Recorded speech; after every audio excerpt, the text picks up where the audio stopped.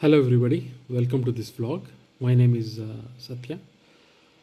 In this class today or in this vlog today, I will discuss about how IGP protocols, which are interior gateway protocols, like for example OSPF and ISIS, help iBGP protocol, iBGP implementation or networks. In the last vlog, I discussed about iBGP full mesh and route reflector. So iBGP is within autonomous system with BGP, right? So let's dwell into the topic of this vlog, which is called as how IGP protocols help iBGP in its implementation. The first point, iBGP does not ensure reachability. iBGP is policy based.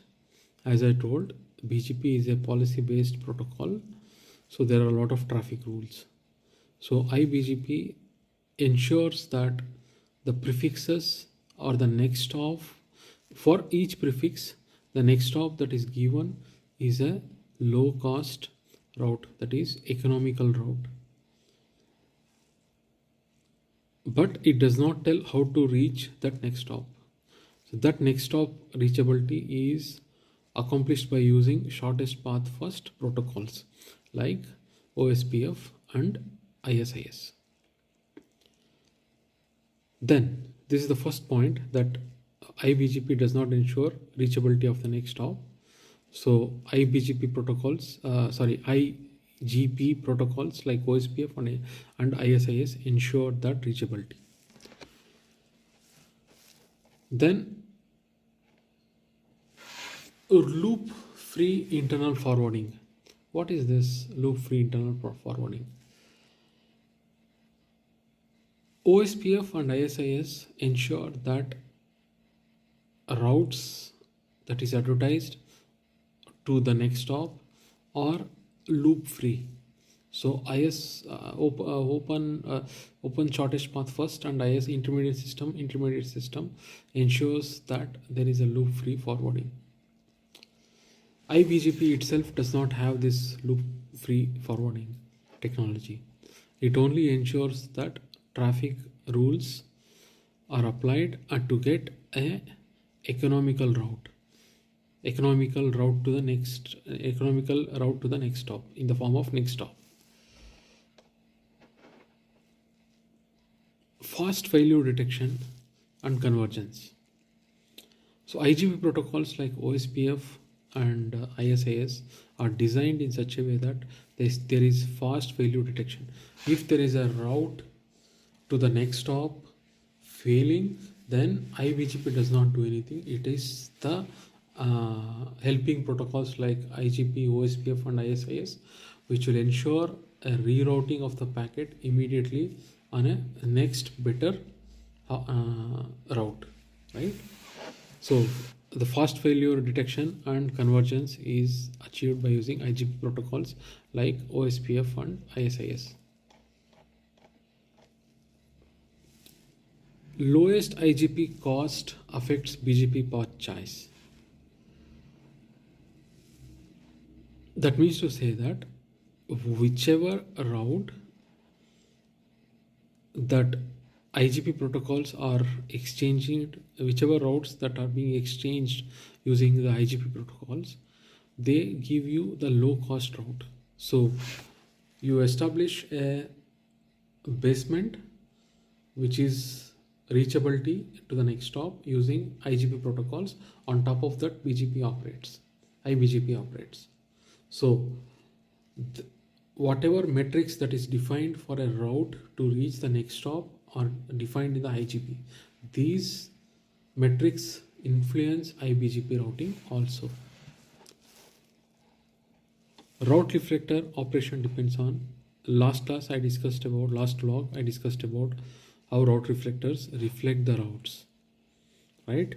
So there were two methods, iBGP full mesh, where for example if you have 10 routers in the network, each router will establish adjacency with the peer or next. So one router will establish adjacency with the 9 other routers if the total number of routers are 10. So the number of router database routes and the router database will be huge on a single router, which will result in scalability issues. That's why we implemented or we designed route reflector, where you consider route 1, route 2, route 3, route 4. Route 1 and route 2 are clients of route reflector. Route 3 and route 4 are not clients of route reflector. So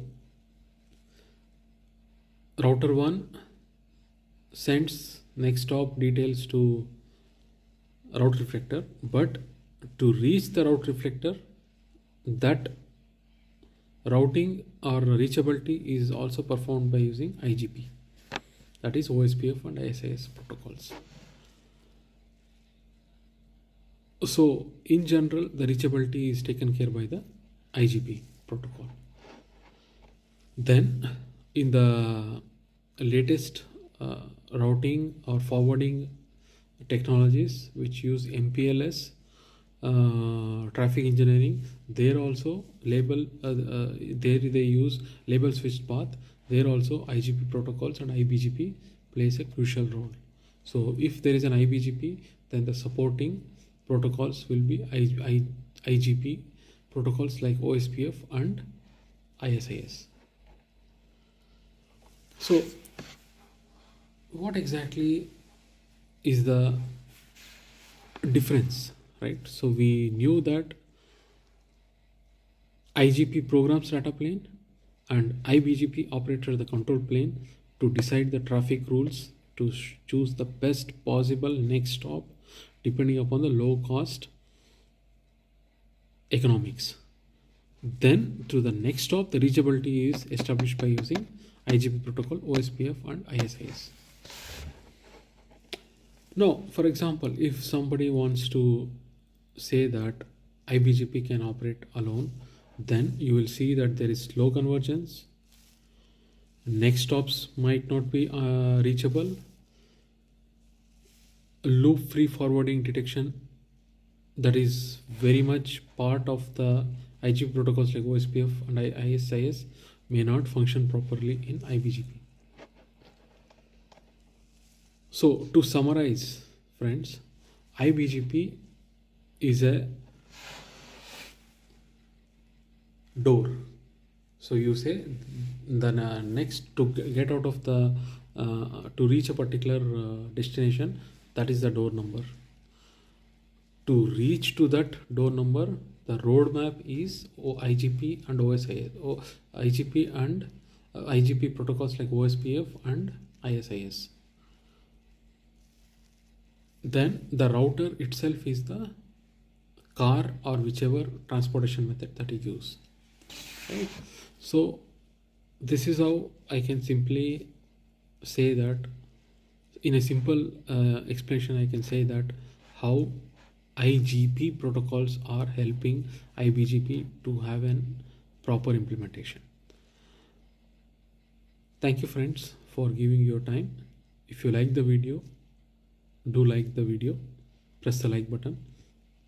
If you have friends and they are looking for a career or increase their knowledge on telecom protocols, do share my videos. That is part of this channel, which is called as Chow Chow Baat 7132.